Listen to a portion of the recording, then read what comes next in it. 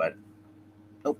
Here we go. We are now live. That is correct, ladies and gentlemen. You are listening live to the Extreme Movie Show. I am, of course, your host, Rob, broadcasting to you as usual in the Extreme Dojo, next to the Extreme Studios in the Pine Hills Palace, just west of Orlando, Florida, and from the Great Midwest. I have one RDV, and we're going back, keeping up with the 90s theme here on the Extreme Movie Show, talking about some 90s action stuff going on. We're talking about, of course, 1994's Street Fighter, a Jean-Claude Van Damme movie that we've sorely been lacking to cover here over the past few years, and he's a big fan of ours, a patron saint, if you will, RDB. And I got to tell you, I haven't watched this in approximately the 30 years since it's been out, and kind of an interesting rewatch here, too. I'm looking forward to diving into it. My initial thought is this. There's comic book movies that come across as comic book movies. There's really good ones like Blade we talked about recently, a bunch of modern stuff I'm a big fan of. Somehow, some way, as juvenile as this Street Fighter movie is when you watch it, based off video game and anime, which I know you're going to talk about, somehow it works. And I think a lot has to do with JCVD and, of course, the director involved in it, too. So I want to ask you, I know you've seen it, but it's been a while. What's your take on this? Oh, my gosh. So it's been a long time since I watched this. So like I said, a lot of these movies like this, like I watched them when they came out on Blockbuster. Yep. That was the 90s. So maybe 96 or 98, right around there. So it's been a while since I watched this, and then I think I watched it again when it was on TV once, because I watched this and I watched Mortal Kombat back to back because I was like, being a video game kind of like semi-casual. I was like, I'm curious to see how this compares to the actual game, what's up. And I was thinking like, well, I watched Super Mario Brothers, and if we're as somewhat enjoyable as it is, it didn't match up with the game whatsoever. So like I said, I wanted to watch it again, and all I remember before watching it is that it was a Jean-Claude Van Damme fest with one-liners. And it was just really weird one-liners from Jean-Claude Van Damme.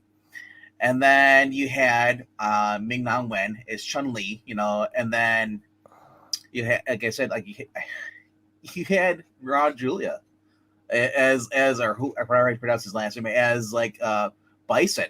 And I only remember him just being like over the top. It's like if you watch Ninja Turtles, where like with the Shredder, and then he like sticks his hand out of the at the end. That's all I remember for this movie is just Raul really being over the top, being like exactly like actual comic book or not comic book accurate, but video game accurate of Bison. Just crazy and awesome. So I was so glad when we watched this again, and I was like, man, I just remember like there's parts in here that were kind of dumb. I rolled my eyes at, but there's other parts I'm like, this is really cool. And going into this, when I'm setting it up, because I'm always looking at the director's stuff, I'm like, Steven de Souza, I know that. 48 Hours, Commando, Die Hard. No, now it makes sense with Commando. Yes. Guile's lines, the one-liners, the jokes. I was like, this is like an Arnold movie without Arnold. Well, and I think the thing about it too is at the time, you brought up how this is the early 90s. And we'll take a step back and talk a little bit about Mortal Kombat and Street Fighter, because you can't do that as an 80s kid, and you being a late 90s kid. We have a little different perspective. But I mean, I remember the arcades of the 70s, back with pinball machines, and then going into the Atari and the downfall of that in the early 80s and actual arcade things that you go in. There's a really nice looking one in Tron from like 10, 15 years ago from 2010.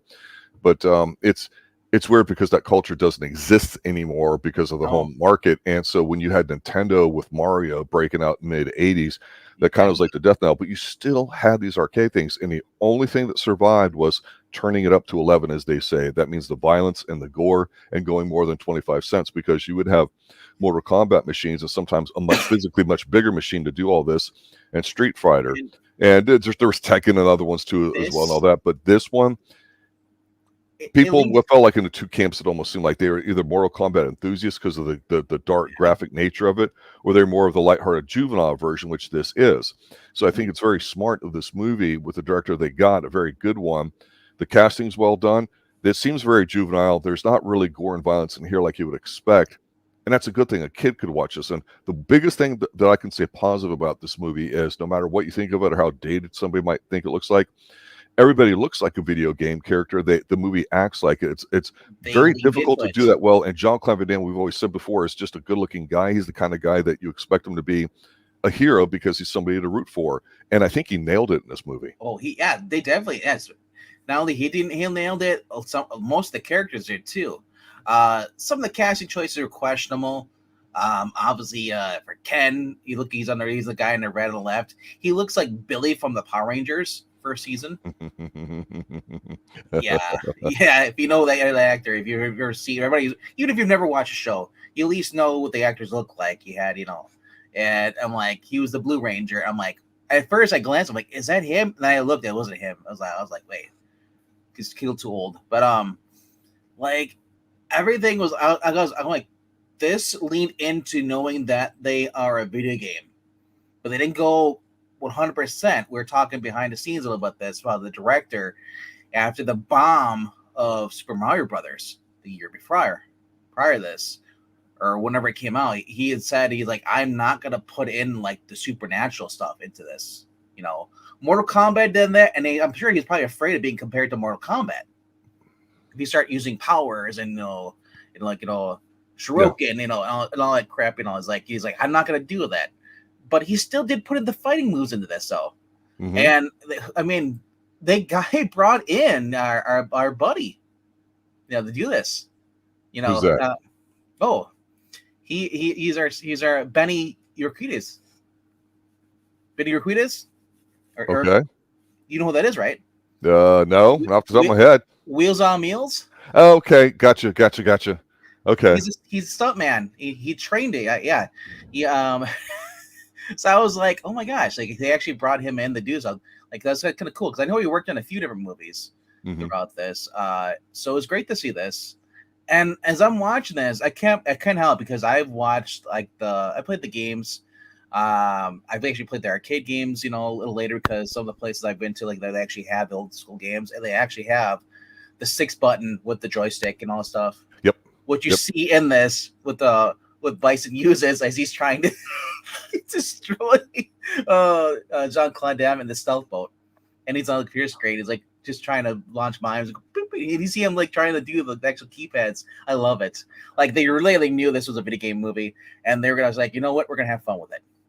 Yeah, and I think that's apparent when you're watching. One of the things I got to say about Jean-Claude here and some of the actors is that obviously Jean-Claude with Time Cop, he would call it the greatest movie ever made and all that. He's very sharp in here, very, got that extremely extra lean look that he normally has and all that. He would go on later to say that this was his opportunity, this couple film deal here between this Time Cop and something else, of making him the replacement superstar. We talked about this, right? With the changing the guard slowly, with some action ones. Hey, you had some martial artists and you had Jean-Claude, who seemed very promising for the time. Yeah. But he said he just spent all the money that he made on the films on cocaine and screwing around. He was having a massive affair with Kylie here, who's dressed in the same outfit that he's got. As she is an international superstar, I think from Australia and all that singer. Yep. And like he said in the interview, and he says it so matter-of-factly in an European way, it's funny in a sense where he's like, yeah, I cheated on Gladys or whatever his wife's name was with Kylie. How could I not? She's such a beautiful woman we're filming that's really hot every day by day. And, we're in peak physical shape. And it was going on and on. It's like, yeah, I can't argue with that. But the point is he was starting to become a shell of his former self, being extremely difficult, I think, to work with. And we would start to see that these huge, super big budget movies for him, there's a place for him in it, but there's also a temperament that you got to have for it. And he was unsuccessful because really after this, no matter what he tried going back to, he had to go to that B-level route for the most part. Oh, yeah. He talked about with some of his movies. He was teaming up with someone who's just like him, Dennis Rodman, Double Team. Who's kind of that was on my interesting 90s action short list that we might still put one time here. But let's say this: all the guys here and gals at various levels of acceptance, as far as whether you believe them and all that too. I mean, I think Kylie was, like I said, she's obviously a solid cast, but I think the one that to me that really is the interesting one, and that would be Chun-Li, played by, her name is Ming-Na Wen. Yeah. She's phenomenal in here. I just think she nails the character really well. Some people you can't do it, but her charisma somehow just breaks through the screen. So I guess she was kind of like Cynthia, kind of like them. She was kind of in the ballet, not ballet or personally, but she had some background, and then she started doing this, and then she went into do she was on so many things after this. She went into most recently in the past couple of years was Agent of S.H.I.E.L.D. She was on that. She went into the Mandalorian. She's on that, and she's just she's been popping up in different shows. I mean, and she aged well. Yes, she did. Yes. But so speaking of the cast, so this game, or not the game, but the movie was popular enough that they actually it launched the game. This is crazy about this. They launched the game for Super or not Super Nintendo, but N64, which came out in 1995. Based, and they used images from the actual people, in there. So so it was also on PS1 as well. So they just took the actors and digitally put them over, like they rotoscoped them. Yes, kind of like that. And so you had a game like it flopped horribly, But comparing the actual actors to the actual what they are, because this is the cast right here. Obviously, this is most of them here, and this is what they're supposed to look like. As obviously knows that they're more jacked up, more built up. There's a difference. So Chun-Li's got that outfit on there, where they decided to give her this outfit, the red one, which is okay. I didn't mind as much. She's got the hair. The only thing I didn't like about this is whenever you see a superhero show, someone makes fun of the costume that's actually comic book accurate. Like her and what's her name on the right, Kylie Minogue's character, Cammy. Chun-Li says to Cammy, "Oh, pigtail." She's like, "Well, look at your hair." With the pig. No, they both make fun of the actual look of the character, which got on my nerves. I was like, "Really? You're taking a poke at the fans with that?" There's nothing wrong with the hair like that. Chun-Li always has her hair like that. But I gotta say though, they were actually well done cast though for them. They actually, they got women who can actually pull up the moves. Kylie Minogue, I was like, yeah, the reason she got the role is because they need an Australian. Yep. That's all it was, because they're filming Australia. They made a deal, so they had Australians. So they went by the with the Who magazine, which is supposed to like the big thing over Australia over there. And she was one of the 30th most beautiful people. So they cast her in there, and they said they did not hold back. Well, if you look at the still here, the thing that I think is important with it too, as you're mentioning, is they mentioned before, when you're wearing something, you don't. I always talk about Pierce Brosnan wears a suit very well in James Bond. The point is you don't stare at the suit and not the face. You have something that makes the attention from your eyes draw up to it, and you see a lot of mistakes obviously with here. You look around all these people, the suits look like they're kind of like maybe junior college level. It doesn't look like the money's put into them, but the point is it's good enough. It's not distractive where you're like, oh my God, look how form-fitting this is on this one woman, or anything where it's like, wow, that looks like you spent $1 million on it. So it forces you to just look at them as a whole in their body. And if you look at them all, you don't go, those aren't superheroes. But then you look at them and you realize, if you look at Jean-Claude, he's a solid 180, very lean. And the people around him, the goofy looking guy in a red, I mean, he's big. And of course, you got a guy, I don't know if he's Samoan, he's massive. These guys are fit and very action oriented looking, as opposed to the big bodies we saw back in the 80s. Another change that you would see in movies. I can forgive them for some of the actors looking kind of wonky when you got two hot girls on the cast. I mean, this is what she normally looks like in the games. And this is actually still when they were actually recording for the actual game, which came out a year later. This is her normal suit from the actual anime and the games.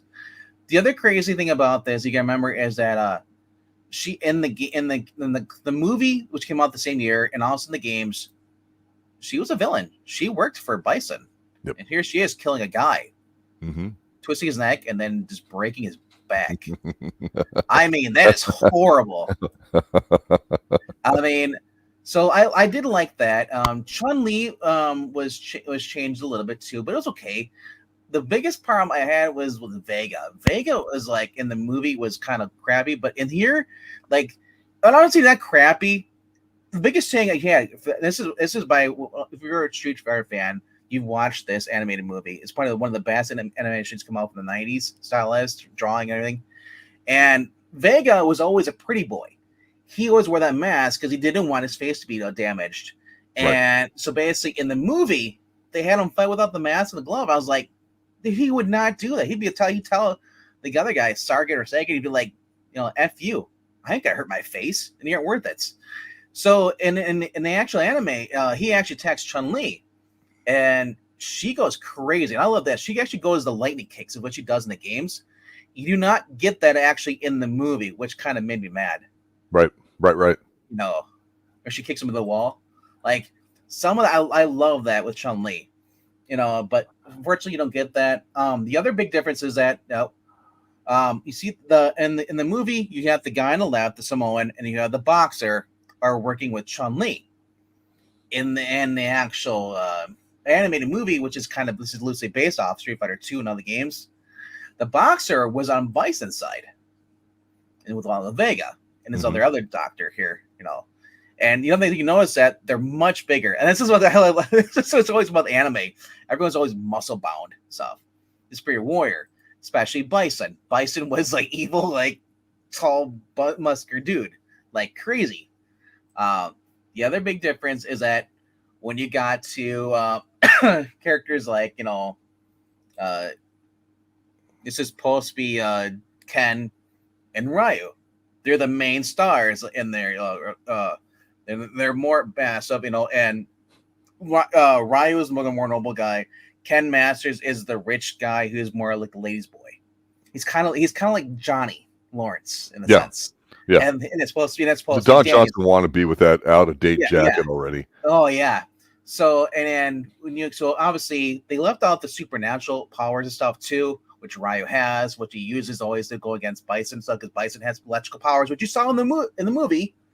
He was the only one allowed to have that, and they gave a scientific reason why he has it. The other big change was, actually not actually change. Actually, I like the Samoan on the left. Mm-hmm. I love the fact because in the also in the movie, the games too, that's what he looks like. So he's just kind of close, being a little bigger guy. But I'm so glad that they got Jean-Claude Van Damme to be in this and they didn't go with a longer wig because this is what Guile looks like. Yep. And like I said, there's a lot of good changes in here, but there's also some bad changes. Another good change is that the guy who they're working for, the guy with the eye patch, you see him down here at the bottom there, Victor Saget. Mm-hmm. This is what he looks like in the games. He's a big muscle guy. So that was a positive change. The other things we got to talk about is Charlie. In the movie, who plays Guile's friend, he gets kidnapped and he gets experimented on, becomes Blanka. Blanka throughout the games, and then you see the movie, he looks like the Incredible Hulk. I mean, this is so base. Blanka for blank. I know, right? Yes. So I wonder if they ripped off it's so easy to keep in. Whatchamacallit, Lords of the Rings with that. Yeah, I mean, come on. It's so obvious. I thought it was like the Lou Ferrigno wannabe. No, so I thought that was kind of like dumb. But I mean, you're going with 90s stuff here too. But like I said, that's kind of what I have. I think that's what I have for stills. But it still is like I couldn't believe they had some good things and bad things in this. And, I thought it would have been rewatching it. I thought it would have been horrible. Because a lot of times, like we've seen this before, where we watch it, it's like either it's so much CG where it's so crap, or hokey, or it's like nothing to do with the story. The story's changed, that too. This kind of kept the story. It kept Bison. Bison had this. He was crazy. Raul Julia plays the perfect Bison. He gets the evil eyes pop out whenever Giles makes fun of him. He's like, "Oh, dare you!" And it's like, I love that. And he's like, and he has the soldiers, these people. He's like, "You want to fight me? Okay, come here. You want to fight me?" And he fights them, and he breaks the neck. And I love how he gets upset and belittled by Chun-Li. Chun-Li, her father, basically. That's another big change for Chun-Li's character in the movie. I noticed too. They made her a news reporter.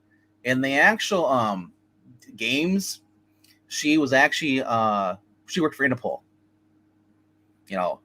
Guile worked for Interpol. He worked for the United States. He was in Marine Corps and stuff. She was Interpol, and she was going after Bison. He did kill her dad. So they kept that part, but they changed it a little bit. I don't know why they changed it. Could have said that she was posing as a fake reporter and done that. Mm-hmm. But they went with the fact that she got her job as a reporter just to track him. and stuff, and get the job and stuff. So I don't There, know, it, but there's enough to it where like if you're a fan of the video game, it's not something you're going to, I think, quibble over. Like I know some people might take a little bit more seriously with the generation now of DC type films out there, Marvel films.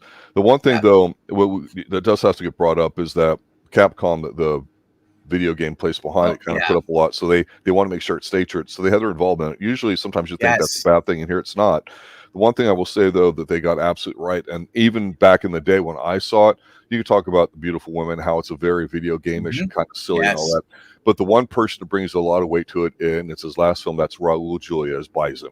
He was somebody that growing up, I was like, I wouldn't have expected him necessarily in that role. You know, you used to seeing actors and you go, well, they play that type of thing. Stomach cancer when they're filming this.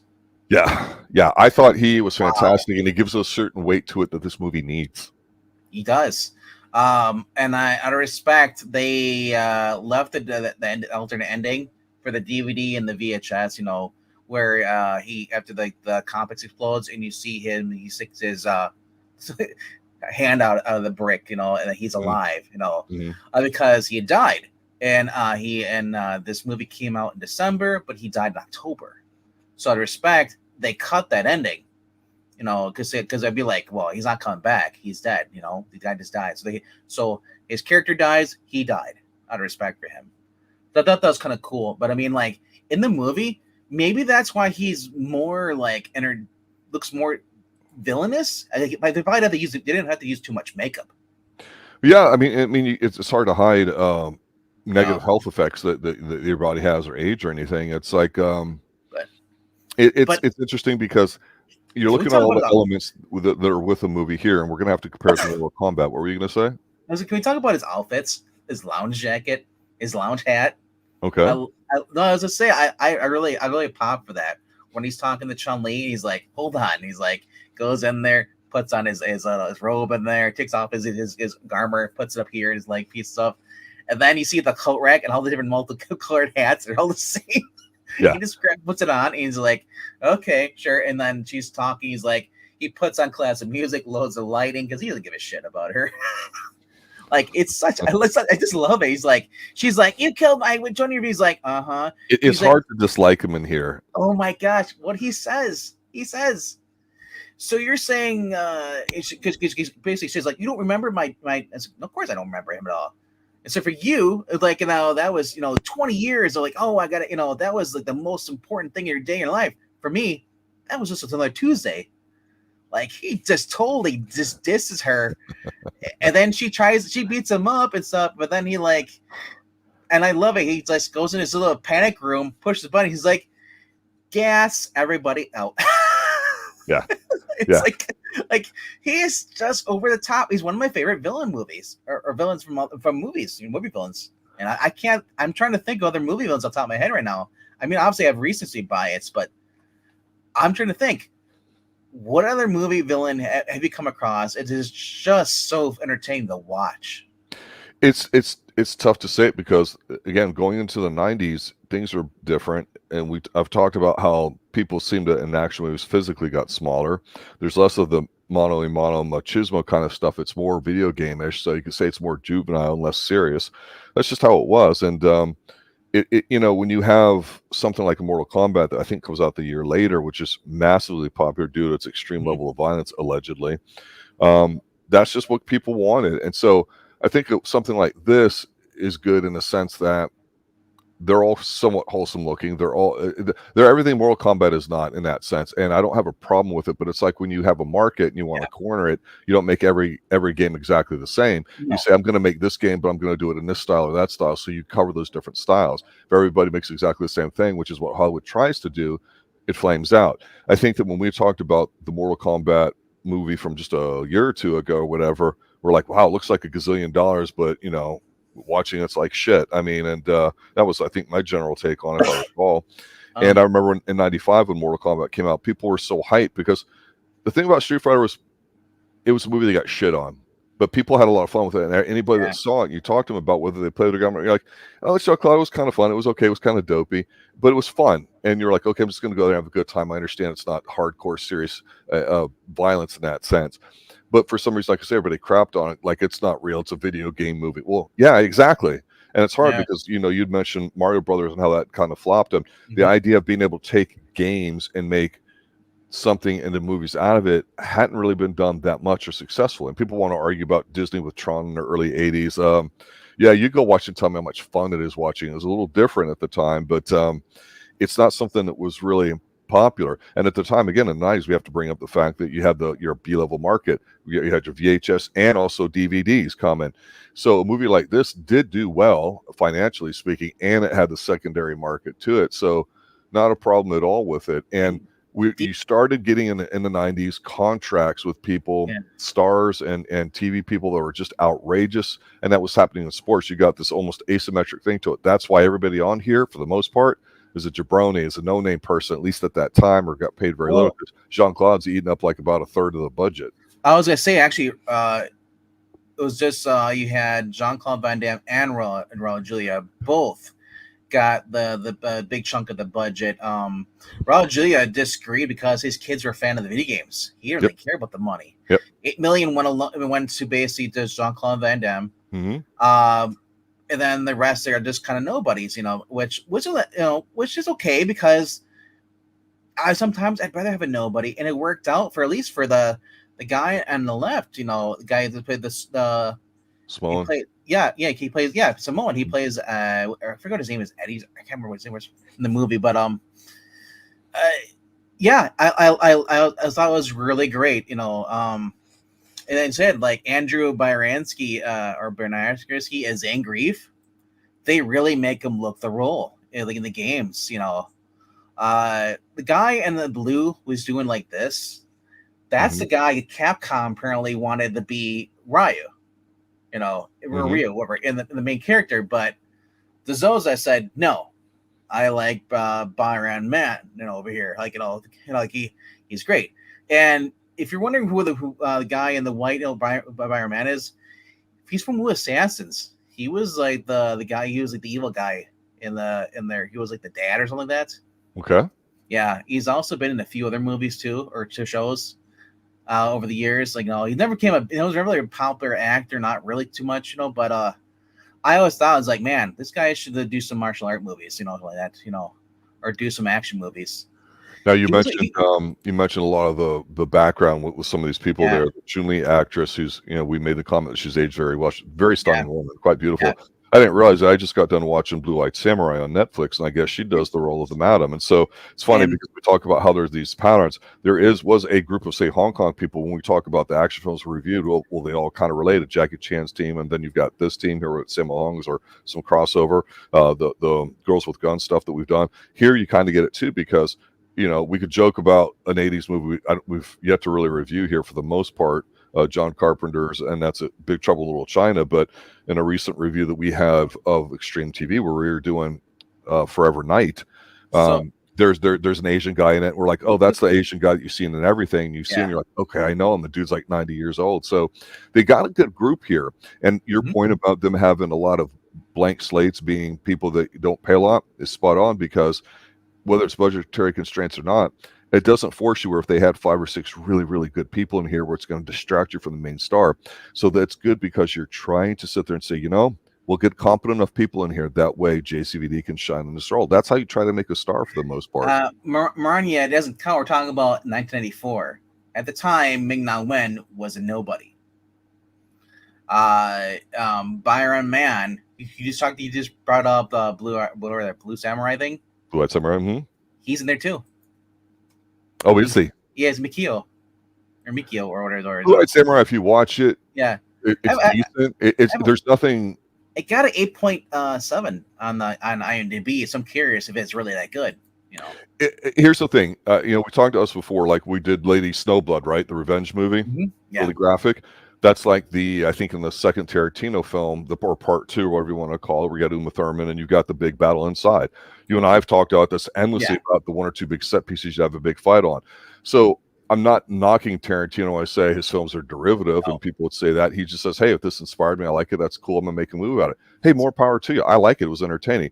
But we've watched a lot of these older films that the stuff is based on. So when you watch Blue-Eyed Samurai, you go, okay, some people that want to find wokeness and everything might go, oh, you got a female playing a samurai, that's stupid. Well, that's a point of the story.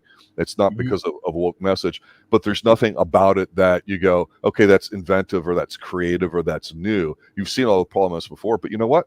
It's the same thing as boy meets a girl, other boy meets girl, there's a love triangle, girl goes home with different guy altogether storyline. It's the same thing, right? So it's entertaining enough if you watch it, and it looks good, and they treat it somewhat serious as a revenge story, and that drives it through. Here, I think the best thing about this movie is the fact that they know what it is they're trying to do. It's be kind of lighthearted, just don't try to do too much, be just good enough. And I'm not saying reach for a C-level type movie, because like I say, it's definitely good for what it is. Yeah, a lot of people shit on it because it's a stupid juvenile. Yeah, you know what? So was Cool of Ice, but because I had Vanilla Ice in it, people saw it, or the Teenage Mutant Ninja Turtle thing. They were dying to try to make movies like this and starting off doing it in the 90s, and they weren't quite sure at the time which ones were going to hit. Yeah, so I was thinking about as far as filming goes here, because we said it was filmed in Australia. They know that's why they wanted to have at least have one Australian on the cast. Yep.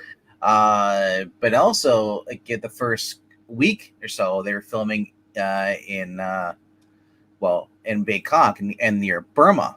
And because Burma was so unstable back then, because they were not allowed to use helicopters like they wanted to use in the movie, so they went to boats. Because if you had helicopters flying over, they would have been shot down, because there's just such unrest over there in Burma, neighboring to them. Yeah, Burma, you don't want to go to. Oh no! So I was like, because I was wondering, like, why do they go to boats again? Everything else, but it's like, because I've never really seen like a amphibian assault, in a movie. Really, it's usually like they got the planes, they got the helicopters, and because their budget, they probably didn't want to show you a little toy plane flying over, But CG also wasn't really. CG was still coming in, but like Jurassic Park, remember, I had a green screen, but a lot of it was still used or props, And so I said, I was surprised that. But you also brought up other things. You brought up other live action properties, or not live action property, but basically animated properties, kind of like as far as the Turtles. That was on I think it was on its third movie by '94. The last one over was number 3, and didn't do so well. It was kind of flopping. It's kind of floundering. It didn't help that they were on their third or second April, so people kind of distract for that. And it was because it was just kind of hokey. You had turtle suits and wearing samurai armor, and it was just kind of like, what is this? We watched the first one, was great. So the second one was like, it's okay. It's Secret Loser, it's okay. You had Super Shredder, who was Kevin Nash under the suit. That was kind of funny when he had the mutant gen. But yeah, so there was a lot of, like I said, even with other movies, there was a lot of hokey, bad movies, but they were enjoyable bad movies. This is a movie I consider, it's not great, but it's enjoyable. And if you're a fan of it, of the actual IP itself, you can at least somewhat enjoy this, and you have to kick it with the understanding if you're watching this, why they did not do the supernatural stuff, because at the time, you had Super Mario Brothers a year before, bombed. You had Mortal Kombat, which came out, I think, around the same year, this year, 94. I think it was around there, the first one. Well, this movie would have done better, except for it was going up against Dumb and Dumber. Yeah. Thank you, Anthony Draven. That's actually going to be on one of the polls soon. I was thinking, what else can we do? We did Double Dragon is another one. I was thinking about that earlier when I was watching. I was like, oh my gosh, why are we doing Double Dragon with Scott Wolf? Oh man! See, I told you. There's a couple double. Yeah. I mean, those guys. Oh my god. Well, here's the thing. The question I would ask to anybody in the 90s watching it that didn't like it is this, and I asked this of myself, and honestly, I asked myself this exact same question. I went to rewatch it yesterday, and that was this: what was I expecting? I was expecting Jean-Claude Van Damme to kind of be himself, and he was. I was really pleased, like you said, with the director. He's more jokey though. Yeah, it's. I wouldn't say it's a Jean-Claude Van Damme movie the way we kind of known his earlier catalog to be, but I think for what they're trying to do here, it was successful. It's enjoyable. It's not one I ever think about or go, man, it's a good martial arts movie. I need to put that on. Not in the same way I would talk about Yeah. Blade, which just is just incredible, but it's very good for what it's supposed Yeah. to be. And it's interesting because Mortal Kombat, you know, everyone always goes, man, I had a killer like club soundtrack and this and that, but it seemed like it was just good scenes maybe put together, and somehow they were trying to be a bit better than this movie or serious. Where Street Fighter's like, yeah, you guys are posers, you're trying a little too hard. We had fun with it. We kept the spirit of it in there, and it seemed like everybody had a genuine good time making it. Definitely a different vibe with the movie that would come out next year, like I was saying with Mortal Kombat, and even anything later on in the future. And it's sad when Capcom and other video game companies are now going back to their old stuff.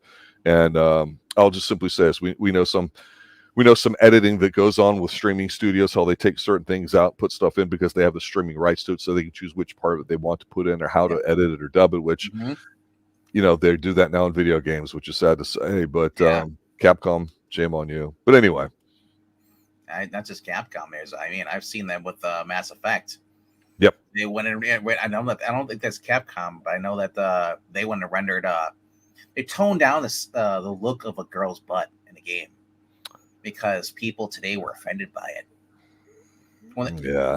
So they released the collection. It's like they toned it down. I was like, no, I still got my Xbox 360 copy. Screw you. Well, if I could be serious for a minute, the whole thing that was exciting about this movie. Only a minute, though. Wasn't the movie itself. It was the fact that because it was good enough, you thought good things could happen going forward because now you got the Mortal Kombat coming out, right? I was a big fan of a game that was like kind of like combined both, and it was called Killer Instinct. Yes. Pretty cool and badass, but nothing ever happened for it because pretty much by about that time, this stuff really fell off a cliff. Did you have gold? Did you get the gold edition? Whichever one was on Nintendo 64, whatever, that was the one everybody was. They had the gold edition, which had like more. I guess it was more limited and had more stuff. I remember kids are like if you didn't have the gold edition, you're like no one liked you. Let's go like in like the Legend of Zelda. If you didn't have the gold edition, you're a dweeb. No, but favorite scenes from this, the thing. I was just thinking of other things like Van Damme with his one-liners. After he defeats, like he kicks, and he does this. I love that he does like the spinning roundhouse kick, and then he does these weird, and he does the flips, and like in one air, he's running up and kicking him, and then landing on his feet. The standing still flips. I was just like, what is this? Because it's like this wire work for him. I love that. He knocks Bison into his little floating like. Basically, I call it like what the Koopas driving, like in the like Mario Brothers game. There was always the one that's throwing the bombs at you when he's floating in the little cloud thing. This was like he's got a little bowl, a teacup that he's floating around in, and it kicks him into. He gets electrocuted, and so he's on the little basically it looked like remember the handheld TVs he had? You can portable, you can walk around with them. He's got there, he's talking to Kylie Minogue. He's like, he's like, you're right, I'm half dead. He's how about Bison? Fully dead. I'm like, that is Commando. That's a Commando line. Like, there's go through and listen to some of these lines here. It's like his jokes. I'm like, wow. And like, it's because after I heard that, I was like, I had to look it up because I was like, who is like what is with this? I'm like, is the writer? No. And I looked at the director. I'm like, okay, let's do this. I'm like, oh, and now it makes sense. I see. Like as soon as I saw Commando, and I saw Die Hard, 48 Hours. Yep. I was like, and like, yeah. So I love that scenes in here too. Is like, the other scenes when they're in the stealth boat, or I like to call it Thunder in Paradise, because that's what it reminded me of. When they're in the superpower speedboat and they got the machine gun comes out, I'm like, and then you see the other ones, like, these are fake Gatling guns. There's no way these are real ones. They look like somebody just put props together and they're spinning them. They're not really shooting bullets. It was, and like I said, and then you get into where Raul Guile Bison, he's like, oh wait, I could see that there's someone there, and he pulled the screen, like, because the one guy, oh, what's his name in here? He's like the helper. Crap. Let me pull up the actual thing here. I agree. That's right. He's the main guy. He's like DJ. DJ is hilarious in this. This is a guy I've seen pop up in several different shows in the 90s. He was on In the House. Hey, this guy's gonna hit a big any film now. Hanging with Mr. Wait till this one comes out. This is a success. He was in like Color. He was, and I think he popped up in Hanging with Mr. Cooper. He was on multiple shows. Anyway, he's like, I love it. He's one of my standout characters other than Raul Julia in this. It's just the way he's like, yo, bro, so we got a problem. Our radars, 2 of them gone off. Now 3 of them. He's like pulling up on the screen. I love that the digital 90s thing. Click a button, it expands. It's a computer. Therefore, it's special. I love the touchscreen computers. The monitors, the PCs. Oh, it's so nostalgic.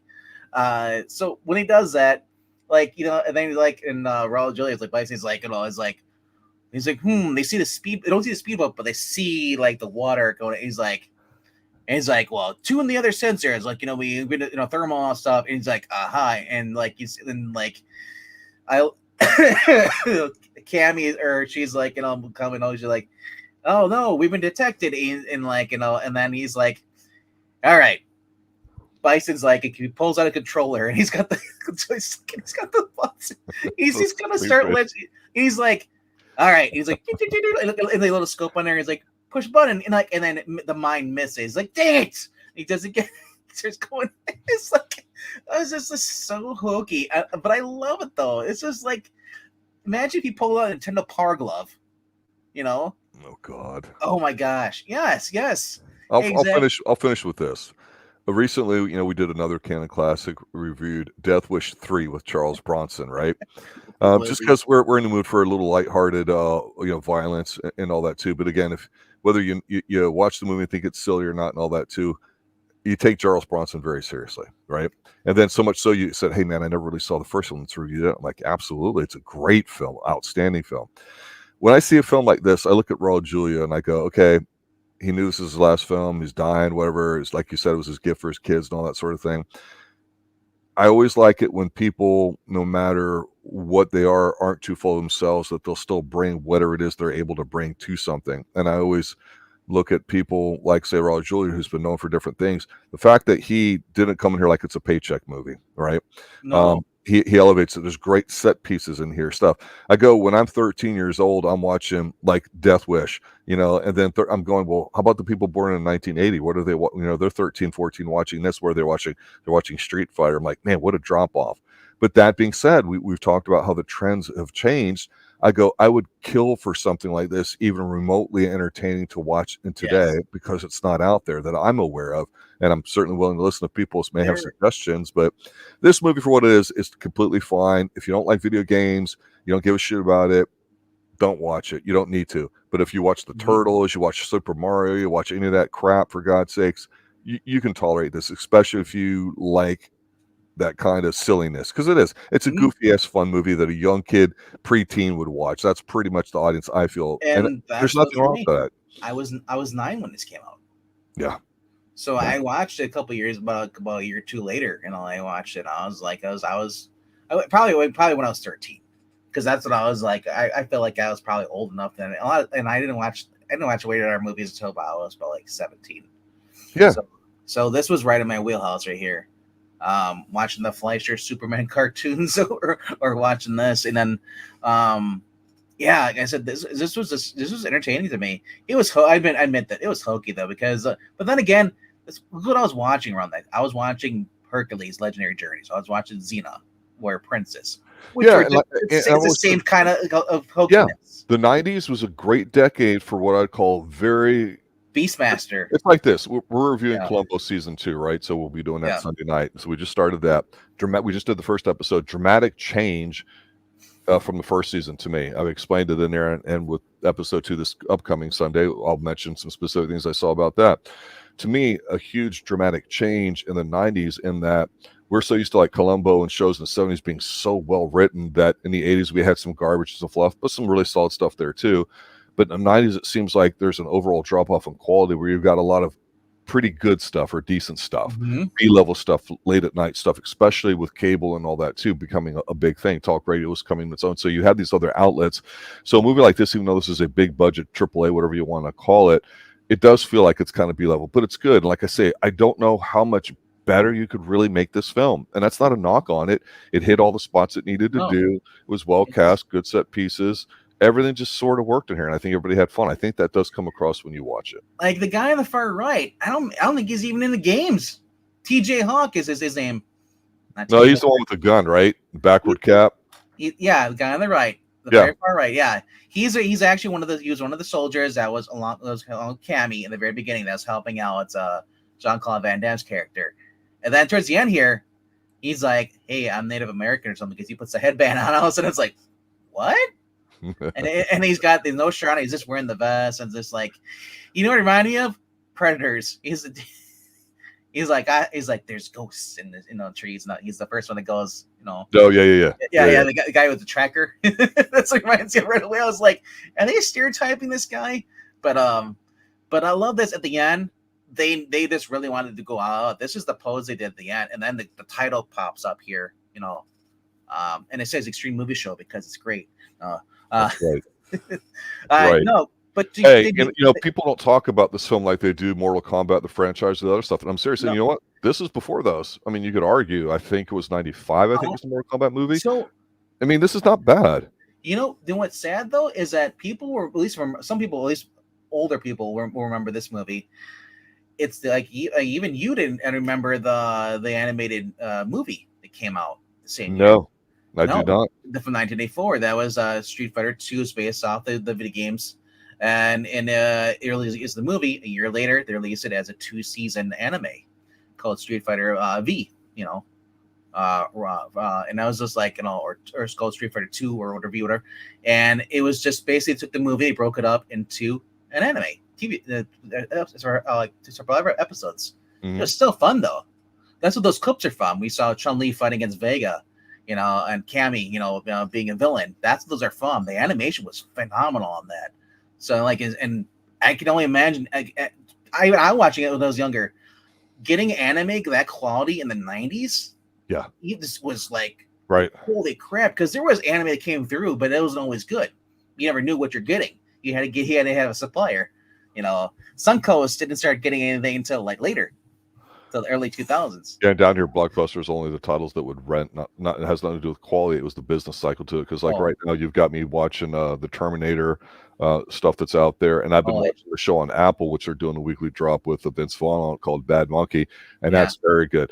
I've been craving to find a few things that have been entertaining to watch. And Street Fighter, it's like just like Maureen just said just now in chat, it's good popcorn film. Yeah. Exactly, that's all it's supposed to be. And don't try to grade it up against it's a major classic. It's just not the wrong kind of way to do it. Like I said, it's how I look at most movies. I don't try to be like, well, I expected the better of this, because once you have an expectation what it is and it falls short, you're gonna hate a lot of things. Yeah, you know. Yeah. And I just don't look at that outlook of my life. It's like I go into I'm hoping it's good. You know, I don't think it's gonna suck, but I think it's like, oh, maybe it'll be entertaining. And if it's not, it's like, okay, you know. It wouldn't be long till Jean-Claude could never get back to pretty much this level, and that, just like other people who fell by the wayside, it takes more than talent or charisma or things to make it.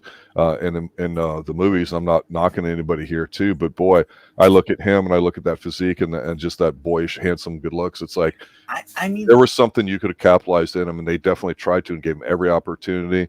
He just went through a spell, some self-destructive behavior, and everybody does. I'm not pointing fingers and saying he's a bad person for it. Look at that. But again, he just, I was like, wow, okay, this is going to be the trend for stuff like that. More power to it. We talk about the Superman movie with Christopher Reeve being really, really good compared to anything else that's come out even since. But yeah, you look at that, and he'll still do that same arm pose today now to kind of compare his physique's always been very solid, spot on too, without being too cartoonish or Olympian like Arnold. He was believable. I can't believe they actually gave him the blonde hair. I thought they're like, well, he's not doing the wig, so like they actually did the blonde. They bleached his hair. Maybe we should do something about doubles, double impact versus double dragon versus something else. I mean, no, there was deep impact. It wasn't double. Well, no, the double. No, just double in the title. Double team Okay. Ooh, that could be Double Dragon. Double 'Cause the- Dragon, and oh my god, there's got to be another double movie starts with a double, and I don't think it'd probably be a really bad movie. We haven't heard of it though. anything else But, you need to plug? no. Just like I said, if you've never seen this movie, it is a very fun movie. It's currently, if you're in the United States, it's on Netflix. You can watch it with the subscription. That's where I watch it. It's leaving soon, so you better go watch it soon, or go purchase it through. I'm sure you could purchase it through Amazon. You could probably buy it or rent it. Same with Voodoo, which is out. I don't know. We lost Rob. No, but that being said, like so. If you guys like this kind of entertainment, let us know down below in the comment section. Welcome back, Rob. And we're just gonna end it right here. So Did you mention the poll? No, I did not mention the poll, but you guys should go check out the poll, right, man. Thank you to everybody who's voted. We have about 3 movies going right now. 3, animal movies. When animals attack. That's the theme song. Anaconda, Deep Blue Sea, and Lake Placid. Anaconda is by far with over 160 votes. It's at 70%. I cannot believe that Anaconda is beating out Lake Placid. But then again, we're talking about earlier, Anaconda, it was trending for a while because they were talking about doing the rumor that Jack Black wanted to do a remake. And you know what? Why? I'll go this way. Jack Black talking about doing a remake is good for us because it helps us get the movie trending title, and then maybe people will watch our review. it's like I'll take it. Jennifer Lopez, everybody was interested in because she was starting to make her name for herself. She was also in a movie around the same year here with George Clooney that they had a nice little interaction. The name escapes me off the top of my head. It was a very good movie. So everyone was interested in that. But when you go to watch this, I'm going to sit there and say, if you don't know who he is, or especially if you're a younger watcher and all that, and you got to check out the original Anaconda, it's dopey fun. It's pretty cool. But watch out because Jon Voight's going to just, steal you here, just like Raul Julia stole it from this film here. That's all I'm going to sit there and say. And then the snake will steal Jon Voight from you. It's a lot of fun. All 3 of them are actually. So it's up to you guys to pick which one us 2 are going to review. I was going to say, we already did Deep Rising. That was another one we could have done. Treat Williams. Yeah. Yeah. Well, all right, everybody. Good night. Later, guys.